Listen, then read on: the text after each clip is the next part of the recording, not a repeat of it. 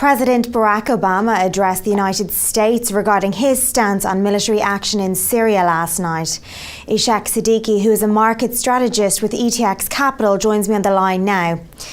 Ishaq, there's been a series of fast-moving developments on Syria. What was the main message that we can take from Obama's speech last night?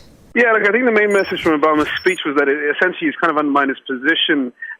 He's opted out for postponing the vote by Congress. That was something that he was looking to do to strike at Syria quite quickly. But the fact is that there's diplomacy is won at the end of the day. Russia's put out a proposal to disarm Syria.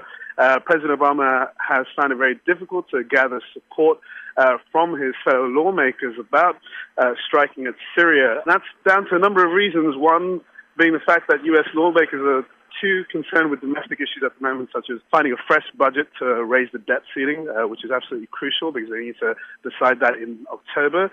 At the same time, they don't have the defense spending that they used to due to the sequester cuts. So when it comes to the U.S.'s overall arsenal, it's not as strong as it once used to be. And they also have to appoint a new Federal Reserve chairman. So there's a number of issues that U.S. lawmakers are too concerned about at the moment, and Syria just complicates the matter on the whole.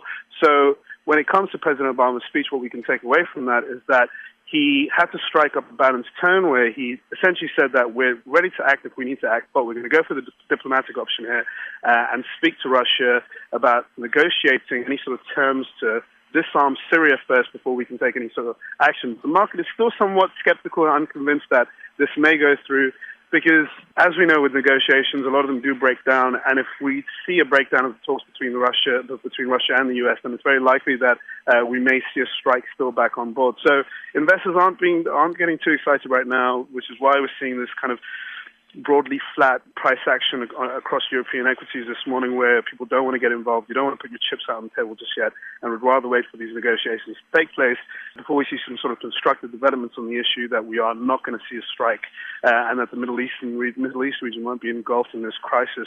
So that's the key takeaway from President Obama's speech, in our view. Okay, and how has developments across the globe affected market sentiment overnight? Yeah, absolutely. So I think in general, I said that price action in Europe is somewhat hesitant at the moment, and that's not only based on Syria, but also the fact that we do have Fed tapering set as the narrative, which has unnerved the market. We don't really know what's going to happen. Are we going to see tapering in September? If we're not going to see tapering in September, or do we have to wait until October before we get some sort of initiation of tapering? But take away tapering aside for the second. In terms of the imminent response by the market, the real reflection has been in the decrease in oil prices. Brent's currently trading around about $112 per barrel, which is way off its highs around $115 per barrel that we saw last week. And at the same time, we've seen a similar easing in WTI and NYMEX prices, and that's been the key here. Oil prices is what we've been watching. The spike in oil prices has been the big concern for the market. What we know is that if we see a $10 rise on per barrel for WTI or for Brent, it shaves off about 0.5% of US GDP. Now, the real big concern for the market is that given the fact that the US is going through a recovery right now, any sort of flare-up in the Middle East will essentially mean a spike for oil prices, which could choke the economy as it causes inflation pressures and it filters into the households and companies that all use oil to function. So at the moment, it seems like we are seeing some sort of relative calm, but people are cautious.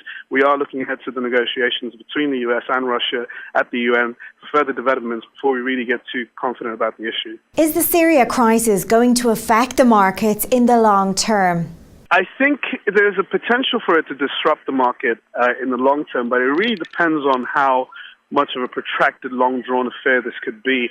We know that the U.S. is reluctant to turn this into an Iraq 2003 war with military forces on the ground. They'd rather strike to send a message out, which is a positive because we can already see that there's some sort of morale or effort by the U.S. that they don't want to get involved in something that's going to disrupt the whole region for a significant period of time. But, of course, there's always the threat that possibly could happen, and that's the real concern for the market is if we do see a long, drawn-out affair, then it means that we're going to see the involvement of countries that will back either Syria or the US, we know that for the US, Israel is a key ally, and if Israel feels under pressure by Iran, who have publicly endorsed Syria, then it's likely to see the involvement of those two countries, and we can also possibly see Russia and China in the mix.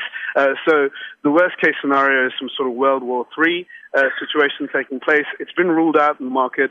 We don't think that's going to happen, but of course it really depends on how quickly this situation can escalate. If we do see a breakdown of talks and we see the US strike, then of course retaliation by Iran and by Russia is very possible. Ishak, thank you for that, and thank you for joining us today. And that's all we have time for now, but do check back later for further updates and interviews from the Dukascopy TV team. Bye for now.